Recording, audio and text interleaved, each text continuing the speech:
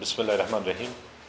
من خوش آمدید میگم جناب وزیر دفاع را، آقای مایکل فالون وزیر دفاع بریتانیا را به افغانستان. اینا کشورشان و مردمشان در طول سالها در پهلوی افغانستان ایستادن و حمایت کردن از افغانستان و در پروسه 15 سال گذشته در کمک به امنیت و ثبات در افغانستان و بازسازی کشور و حمایت از پروسه سیاسی و کمک به افغانستان در مجامع بین المللی یکی از کشورهای بودن و هستند که نقش اساسی دارند و در حالی که خوش آمدید میگم به اینا تشکر میکنم از کمک های همیشگیشان و امروز هم صحبت داشتیم روی مسائل روابط دو جانبه، روی ادامه همکاری های بین دو کشور و حمایت هایی که از افغانستان از طرف از اینا صورت میگیرد در بخش های مختلف، درباره کنفرانس وارسا که در پیش رو داریم، درباره کنفرانس بروکسل، درباره اوضاع داخلی افغانستان، درباره وضعیت امنیتی، اوضاع اقتصادی، پروسه سیاسی، انتخابات و اصلاحات انتخاباتی که جزء تعهدات حکومت وحدت ملی بوده، درباره روابط با منطقه و در سطح مشکلات و چالش های امنیتی که امروز شکل جهانی دارد، جمله مسئله مبارزه با تروریسم، در مورد آینده مذاکرات صلح و وضعیت موجود در همین عرصه ها صحبت داشتیم و خوشحال هستم که رئیس میهمان امروز اینا را داریم و در کنفرانس وارسا هم یکی از حامیای افغانستان برای ادامه کمک های بین المللی در افغانستان، با وجودی که امروز جامعه بین المللی با چالش های متعدد و بحران های مختلف مواجه هستند. کشور انگلستان بوده که به تشویق کرده سایر کشورها را و خودشان هم پیش قدم شدن در کمک به افغانستان. در این حال مسائلی که جزء تعهدات ما به مردم افغانستان است، اصلاحات در تمام عرصه ها، مبارزه با فساد اداری، شفافیت و حکومتداری خوب، همه اینها که جزء تعهدات ملی ما است، جزء تعهدات بین المللی ما هم هست. در این راستا هم صحبت کردیم و بحث کردیم. البته پیشرفت ها در این زمینه کمک میکنه دوستای ما را که اونا بتانن از یک طرف خودشان در ادامه همکاری به افغانستان کمک کننده باشند و هم دیگران را تشویق کنند. در این حال درباره برنامه‌های اقتصادی، برنامه‌های انکشافی، از جمله برنامه میثاق شهروندی، میثاق ملی شهروندی که امروز جناب رئیس جمهور و ما و بعضی از اعضای کابینه که در این ارتباط اونا وظایف دارن و مسئولیت‌های دارن، با والیان تمام ولایات کشور کنفرانس ویدیویی داشتیم. اونا را درباره میثاق ملی شهروندی که یک بخشش باز هم همبستگی شبیه برنامه همبستگی ملی، البته با یافته‌های از او برنامه برای تأمین خدمات برای مردم افغانستان است و خدمات ابتدایی با یک برنامه 10 ساله است و در برنامه 4 سال آینده تمام 34 ولایت افغانستان در بر میگیره. در پهلوی از چیزی که وجود نداشت، مسئله شبیه از او در شهرها، همبستگی شهری که در اینجا هم اولویت بندی شده با مشوره به مردم و سلسله مشوره ادامه هم خواهد داشت و در 10 نیسان این برنامه عملا آغاز میشه. آخرین مراحل مشورتیش سپری میکنیم و تمویلش صورت گرفته و بودجه برش وجود دارد در بودجه انکشافی افغانستان. درباره از این مسائل، درباره بخشای از همکاری‌های منطقوی بحث و صحبت داشتیم و اینا صحبت میکنن. یک لحظه بعد یک 3-4 سوال از شما خواهد گرفتیم. تشکر. Excellency, thank you. I've come to Kabul to underline the United Kingdom's decision to continue our support for Afghanistan beyond the end of next year.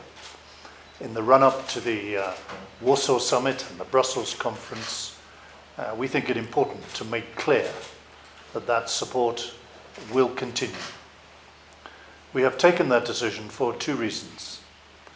First, the transnational nature of the terrorism that your government is fighting and your armed forces are fighting means that the security of Afghanistan is also the security of the region, the security of Western Europe, indeed the security of Britain. This is terrorism that can affect us all, and it needs to be defeated. Secondly, we've taken that decision because of the progress that is being made and the determination of the government here to continue the reforms that it promised and the resolve of the armed forces to tackle the Taliban again in the new fighting season. We believe it's important for the decision and resolve of the international community that those reforms continue, that the anti-corruption drive that you have committed to at the London conference, that continues, that the army reforms, which I've been reviewing today with your minister, that the army reforms continue, and that the political and economic reform program brings more reassurance to daily life in Afghanistan. Let me finally say this. It is up now to the Taliban, to the moderate elements in the Taliban, to face the future of Afghanistan and to return to talks and to the reconciliation that is on offer. But if they don't do that, they should be in no doubt about the resolve of the international community and in particular of Britain in seeing through the challenge that is being faced here. Thank you. In Afghanistan, do you confirm that? And the second question is that after the death of Taliban leader Maikel in the US drone strike in Pakistan, the Taliban Leadership Council appointed Abdullah as their new chief. Do you think that his appointment will be helpful for Afghan peace process, or will he be an obstacle for the process? Well, perhaps I would ask Excellency Abdullah to take the second question, because he's more knowledgeable on it. On the first question, we are, of course, reviewing, all of us as allies, in the run-up to Warsaw, the support that we want to continue after 2016 and what that would involve. And we are consulting now with our allies in the light of the American decision to reduce further their support as to the contribution that we can make. Now, we've agreed that we will continue our support, we will continue our financial support, but the overall makeup of the Resolute Support Mission is something that will be decided at the next meeting of the defense ministers in a couple of weeks' time, and then at the Warsaw, and confirmed at the Warsaw Summit itself. So I can't confirm any particular numbers today. Do you want to take the second one? On the Mullah Hibatullah, yes, the current position of the person is very well known. He has stated, and also the Taliban spokesperson have spoken about it, which is unfortunately to continue the path of violence and cruelty and destruction against the people of Afghanistan. But that may not necessarily be the view of the broader Taliban movement. That remains to be seen. At the moment, and also Akhtar Mansour's position was not to talk. There are lots of lessons in the recent as well as the past history of this country for those who want to destroy their country, and their message is only message of darkness and destruction. They don't have a future, and they will be judged harshly in the history as well.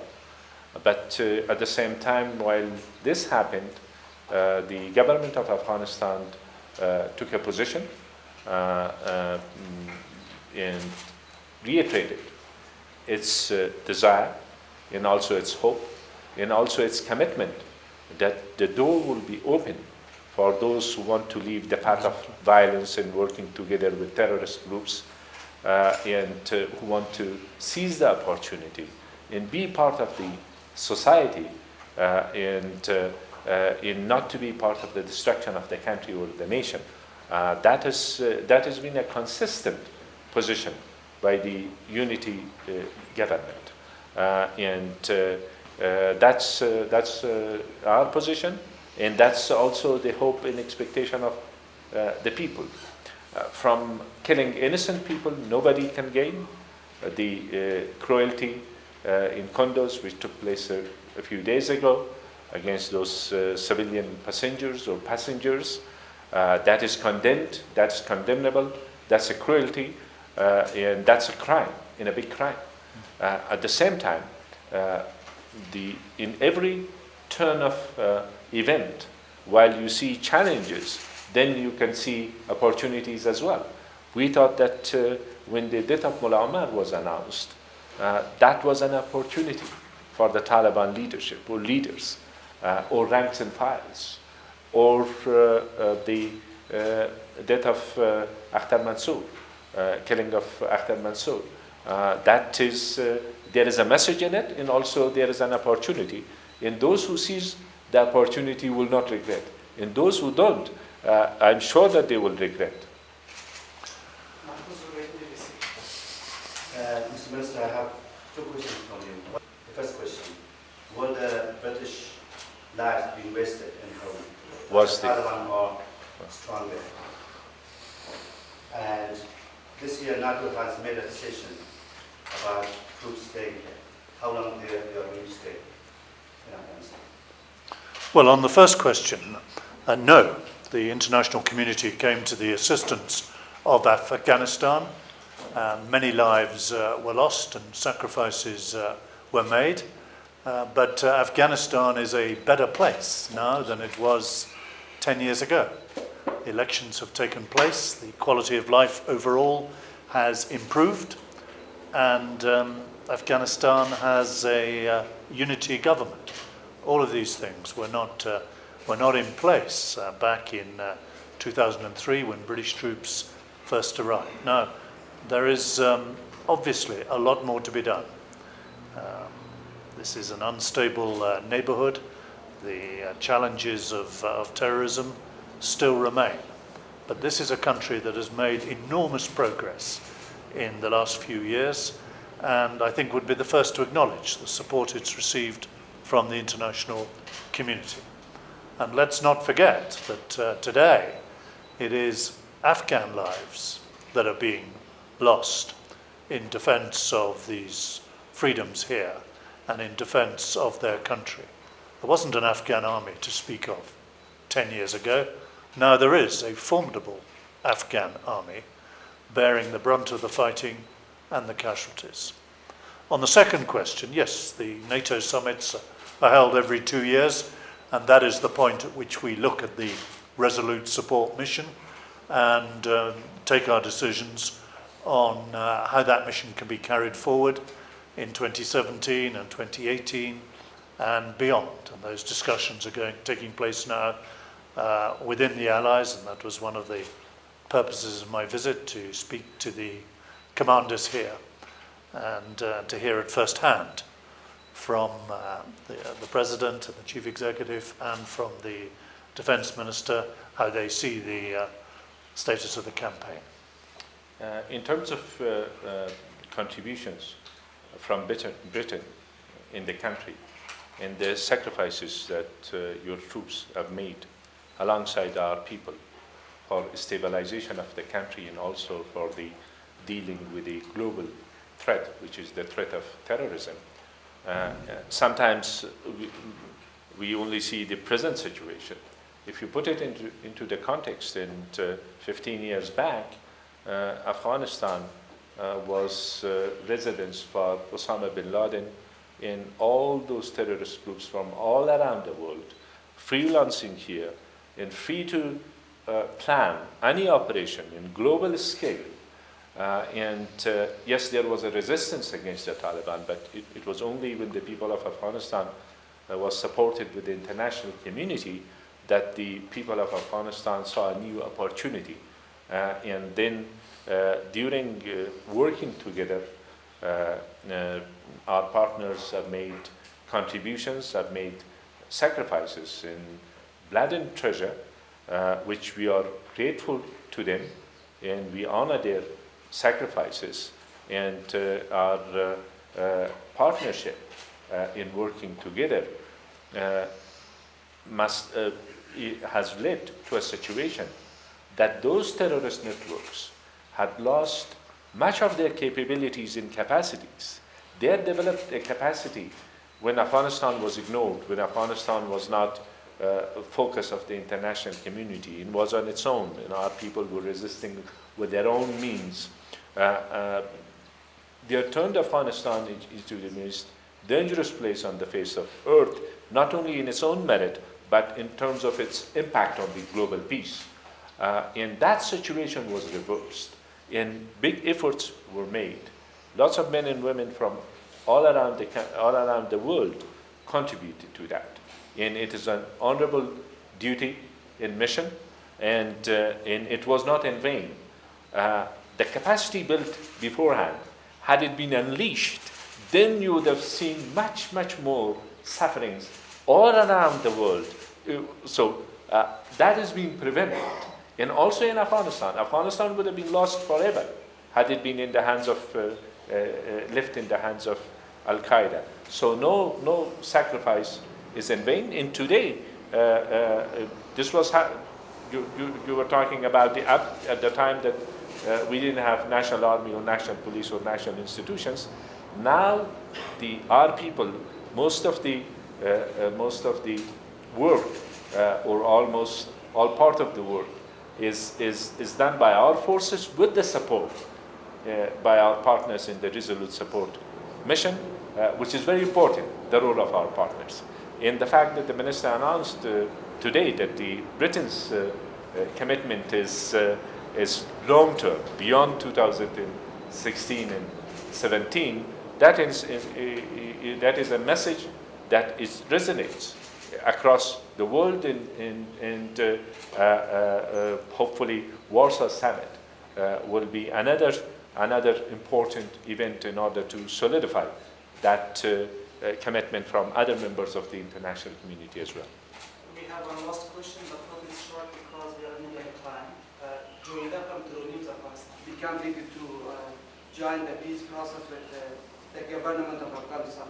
What's going to be the stage of Britain against the new leadership of the Taliban if they are fighting, if they are continue fighting with the government? Expectation from the Britain regarding to bring the Taliban in peace process? Well, on the first question, it's not for me to start defining or distinguishing between these different leaders of Taliban. I simply made the point earlier that this is the time now, as progress is being made towards a better future for Afghanistan, for moderate Taliban to go through the door that is open to reconciliation and peace talks. And this is the time that they should be reconsidering that. On the second question, I leave to His Excellency. As a whole, our partners have played a role in encouraging all the countries to use their leverages in order to convince Taliban to come to the negotiating table. When I was in China a few weeks ago, this was one of the issues that we discussed. And in the same way, I think it's important that the countries of the region realize that only through stable and democratic Afghanistan, their legitimate interests could be served. There is no other way. There is any other way that Afghanistan is unstable in the countries of the region will enjoy stability or economic prosperity. There are lots of lessons in the past 15 years and before that for all the countries of the region, and hopefully all of us have learned those lessons and do not repeat the mistakes of the past. While the challenge is common, if there were times that we considered, or any country considered some of these groups as an asset, those times are past, way behind us. We have all suffered. Our nations have suffered. The people of Pakistan have suffered because of terrorist actions. And I think these lessons should be sufficient for us to pursue the path of collaboration, cooperation, in working together, in dealing with this common challenge together. At the same time, of course, every partner of Afghanistan have wished the situation will go towards stabilization, towards economic prosperity, not just for one country, but for the whole countries of the region. From the other side, we do have, when there is a common challenge, there are lots of opportunities in this region to benefit from it. So these two should be the drivers of our policies, and we hope that we see positive changes in relations between Afghanistan and its neighbors. At the same time, once again, Minister, thank you for your visit. Thank you for your support so far, and thank you for your continued commitment towards Afghanistan. In good luck for Britain with the referendum. Thank you all. Thank you very much. Good. Thank you very much.